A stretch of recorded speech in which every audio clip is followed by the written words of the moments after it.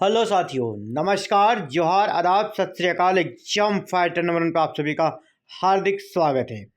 साथियों, आपने Bihar assistant professor vacancy का फॉर्म भरा होगा तो आपको पता होगा आज 21 जुलाई है और आज से इंटरव्यू स्टार्ट हो गया है। तो जिस किसी का इंटरव्यू के लिए कॉलिंग आया है, आप सभी को एग्जाम फाइटर नंबर 1 की पूरी टीम की तरफ से हार्दिक हार्दिक बधाई। और जहाँ तक सहयोग हो सकता है मैं करने का प्रयास कर रहा हूँ कि आपको कुछ गाइड कर सकूँ। जी हाँ, ये कुछ क्वेश्चंस हैं जो कि 100% एग्जाम्स में पूछे जाएंगे। वो उसका पूरा लिस्ट आपके सामने है, इसको बस आप तैयार कर लीजिए। इसको भी अगर आप तैयार कम से कम कर लेते, कुछ नहीं भी करते हैं, तो इंटरव्यू आपका 80% इंटरव्यू का सॉल्यूशन यहाँ पर मिल जाएगा। और सच तो है कि इंटरव्यू में क्या पूछा जाएगा 100% कुछ भी नहीं हो सकता, वो आप पर डिपेंड करता है। आप इंटरव्यू को किस दिशा में ले जाएंगे। आप इंटरव्यू के एक प्रकार से कह सकते ड्राइवर हैं, स्टीयरिंग आपके हाथ में है। आप सवाल को किधर से घुमा के किधर ले जाएंगे, ये आपके अंदर आर्ट होनी चाहिए। अगर नहीं है तो जो इंटरव्यू का सामान्य सवाल है, जो पूछा ही पूछा जाता है, जितनी आपको बेसिक जानकारी होनी ही चाहिए, इससे ही आपका 80% इंटरव्यू का कह सकते क्लियरेंस मिल जाता है। अगर आप इतना रट लेते हैं, इतना तैयार कर लेते हैं, तो आपका इंटरव्यू अच्छा जाएगा। तो चलिए देखते हैं कुछ सवालों के साथ आपके बीच। और जैसे कि आपको पता है 211 डिग्री कॉलेज में असिस्टेंट प्रोफेसर की भर्ती हो रही है और इसका इंटरव्यू आज से स्टार्ट है ना। 2532 संविदा आधारित सहायक प्राध्यापकों की नियुक्ति के लिए साक्षात्कार आज से स्टार्ट है। इसी कड़ी में आपको जो सबसे पहले जो चीज़ें करनी है, बिल्कुल शॉर्ट में आसानी से बताऊंगा। अपना इंट्रोडक्शन, ये ऑलवेज इम्पॉर्टेंट है किसी भी इंटरव्यू के लिए। दुनिया में किसी भी इंटरव्यू में जाइए, ये आपको करके ही जाना है।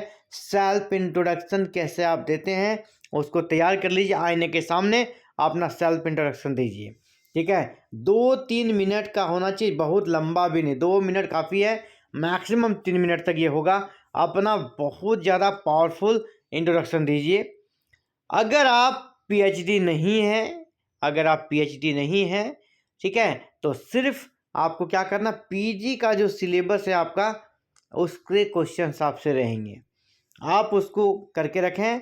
और दूसरा, यूजीसी नेट का सिलेबस आप अच्छे से कवर करके रखें, क्योंकि जो सब्जेक्ट एक्सपर्ट होंगे वो आपको उससे जो सवाल पूछेंगे इन्हीं 2 क्षेत्रों से पूछेंगे, पीजी प्लस नेट।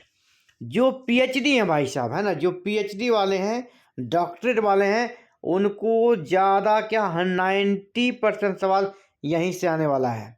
आपने ये पीएचडी का टॉपिक क्यों चुना, इसका आउटकम क्या होगा, इसका हाइपोथेसिस क्या है, इसका ऑब्जेक्टिव क्या है, रिसर्च मैथोलॉजी क्या है, यानी कुल मिलाकर आपको रिसर्च से जुड़े हुए सवाल ही पूछे जाएंगे। इसको बिल्कुल अच्छे से कर लेना है। आपको नेट वाले सिलेबस पे, पीजी वाले सिलेबस पर ध्यान नहीं देना है। आपसे जो सवाल रहेगा वो पीएचडी से ही रहेगा, रिसर्च पेपर से रहेगा, आपका रिसर्च से जुड़ा हुआ, शोध से जुड़ा हुआ सवाल रहेगा। इसका स्पष्ट उत्तर लिख कर तैयार कर लीजिए और बाद में उसको 2-4 बार पढ़ लीजिए। इसके बाद अभी एनईपी काफ़ी हाईलाइटेड है, एनईपी के तहत बहुत सारी चीज़ें बदल रही है।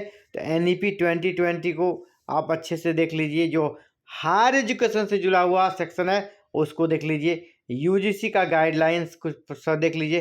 करंट अफेयर्स अवश्य पढ़ें, आस पास और विशेषकर बिहार में क्या चीज़ें हो रही है। आपको पता है कि वहाँ 6 मिनट का एक डेमो लेक्चर भी देना है। तो आपको अगर वहाँ टॉपिक दिया जाता है तो ठीक है, अगर आपको अपने मन से पढ़ाने बोले तो 6 मिनट का डेमो क्लास आप तैयार कर लें, ठीक है। हो सकता है आपको चौक से भी क्लास करना पड़े, चौक और ब्लैक बोर्ड से, या आपको वाइट बोर्ड मिले और मार्कर, या फिर आपको डिजिटल बोर्ड मिले, ठीक है। तो तीनों तरीके से आपको रेडी रहना है। ज़्यादा चांसेस है, मुझे जो लगता है, जो आपको वाइट बोर्ड और मार्कर मिलेगा, तो आप वाइट बोर्ड और मार्कर में प्रैक्टिस जरूर कर लीजिएगा। 6 मिनट का डेमो लेक्चर अपने विषय का जो इम्पोर्टेंट चीज़ है वो। देखिए, अब इसके बाद आपसे जो सवाल पूछा जाएगा वो आपका पर्सनालिटी टेस्ट होगा। आप के बारे में ये सवाल पूछा भी जा सकता है या फिर नहीं भी पूछा जा सकता है। लेकिन पर्सनैलिटी क्वेश्चंस इस प्रकार के पूछे जाते हैं। आप अपनी कमजोरी बताइए, आप अपनी मजबूती बताइए, है ना, अपने हॉबी बताइए, ये पूछ सकता है। 5 वर्ष बाद अपने आप को कहाँ देखते हैं, या 10 वर्ष बाद कहाँ देखते हैं, ठीक है। इसके बाद आपको अगर नहीं सवाल पता है, मतलब आंसर नहीं पता है, तो क्या कीजिएगा? बिल्कुल घुमाना नहीं है, लपेटना नहीं है। कॉन्फिडेंस नहीं है, उसको सॉरी सर बोल देना है। सॉरी सर, क्या बोलना है? Sorry sir. बिल्कुल उसको लटकाने का प्रयास, क्योंकि वहाँ सब आपसे ज़्यादा एक्सपर्ट बैठे हुए हैं, ठीक है। तो इसलिए आप उन चीज़ों को बिल्कुल भी नहीं कीजिएगा। जो पीएचडी वाले हैं, देखिए रिसर्च से जुड़ा हुआ कौन कौन सा सवाल हो सकता है आपसे। आपका पीएचडी का विषय क्या है ना, टाइटल क्या है, इस शोध का उद्देश्य क्या है, आपकी रिसर्च मेथोलॉजी क्या रही है, प्राइमरी और सेकेंडरी डाटा जो होता है उसके में अंतर क्या है, आपने कितने रिसर्च पेपर प्रकाशित किए हैं, किस प्रकार रिसर्च पेपर लिखते हैं, किस फॉर्मेट में लिखते हैं, ये सारे सवाल आपसे पूछे जाएंगे पीएचडी वाले। करंट अफेयर्स में जैसे हमने कहा, भारत की नई शिक्षा नीति एनईपी के बारे में पूछा जाएगा। उच्च शिक्षा के लिए वर्तमान में भारत और बिहार में क्या चुनौतियां देखते हैं आप, यूजीसी के हाल के प्रमुख सुधारों को आप किस प्रकार देखते हैं। पॉजिटिव नेगेटिव दोनों लेकर चलना है, ऐसा नहीं कि आप सिर्फ पॉजिटिव नेगेटिव भी आप बोल सकते, कोई इश्यू नहीं है, लेकिन आपकी बातों में तर्क होनी चाहिए ना, बात लॉजिकल रूप से सही होना चाहिए। इसके बाद क्या एनईपी के बारे में क्या इसकी प्रमुख विशेषताएं पूछ सकता है, ठीक है। इसका एबीसी क्या है, एकेडमिक बैंक ऑफ क्रेडिट के बारे में आप जानते हैं, पूछा जाएगा। एकेडमिक बैंक ऑफ क्रेडिट के बारे में आप जानते हैं, तो बोलिएगा हाँ, तो फिर ये क्या है। नेक क्या है और एनआईआरएफ क्या है, दोनों में क्या अंतर है, सीबीसीएस क्या है।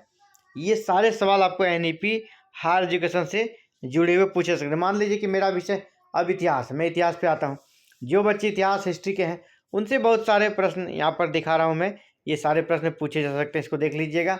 इतिहास क्या, इसकी परिभाषा बताइए, इतिहास के प्रमुख स्रोत कौन से हैं, सिंधु सभ्यता के प्रमुख विशेषताएं क्या है, वैदिक काल और उत्तर वैदिक काल और ऋग्वैदिक काल में अंतर क्या है, अशोक की धर्म नीति क्या है, गुप्त काल को स्वर्ण युग क्यों कहा जाता है, दिल्ली सल्तनत की प्रशासनिक व्यवस्था का वर्णन कीजिए, है ना। ये सारे सवाल आपका इतिहास वाले के लिए। इसी प्रकार आपको भी अपने विषय से, मान लीजिए आपका जो भी विषय है उनसे जुड़ा हुआ आप कम से कम 50 सवाल लिख लीजिए।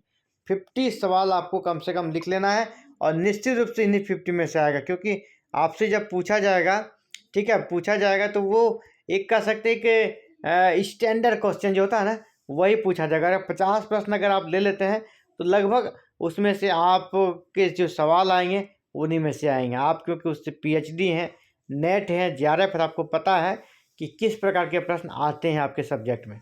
उस सब्जेक्ट से जुड़े 50 क्वेश्चन आप रेडी कर लीजिएगा, उसका आंसर कैसे बताना है ये भी रेडी कर लीजिएगा, ठीक है। तो फिलहाल साथ ही इस वीडियो में इतना ही बात करेंगे। उम्मीद करता हूँ ये वीडियो आपके लिए फ़ायदेमंद रहेगा, और उम्मीद ये भी करता हूँ आपकी इंटरव्यू शानदार रहे, और आप बिहार में असिस्टेंट प्रोफेसर बने। भले ही ये कॉन्ट्रैक्ट है, लेकिन फिक्स टर्म में आप जाते हैं तो आपका कॉन्फिडेंस बढ़ेगा, और आने वाले परमानेंट वैकेंसी के समय निश्चित रूप से यह आपके लिए काफ़ी मददगार होगी। तो फिलहाल साथ ही इस वीडियो में इतना ही। इसी प्रकार अगर आपका गोल हायर एजुकेशन है, उच्च शिक्षा में जाकर असिस्टेंट प्रोफेसर बनना चाहते हैं, या पीएचडी करना चाहते हैं, यूजी नेट क्रैक करना चाहते हैं, जेआरएफ क्रैक करना चाहते हैं, या किसी स्टेट के सेट को क्रैक करना चाहते हैं, या फिर पीएचडी थीसिस लिख रहे हैं उसमें कोई मदद चाहिए, या रिसर्च पेपर लिख रहे हैं उसमें कोई मदद चाहिए, तो बिल्कुल आप सही जगह पे हैं। ये चैनल हायर एजुकेशन के लिए ए टू जेड हर एक प्रॉब्लम का सॉल्यूशन यहाँ पर मिलता है, यानी हर एक छोटी बड़ी अपडेट और हर एक सॉल्यूशन के लिए इस चैनल को सब्सक्राइब कीजिएगा, बेल आइकन को प्रेस करके ऑल बटन को भी ज़रूर क्लिक कीजिएगा, और वीडियो पसंद आए तो लाइक कीजिए, और दोस्तों के भी ज़रूर से ज़रूर शेयर कीजिएगा। Thank you. जय हिंद, जय भारत, जय बिहार।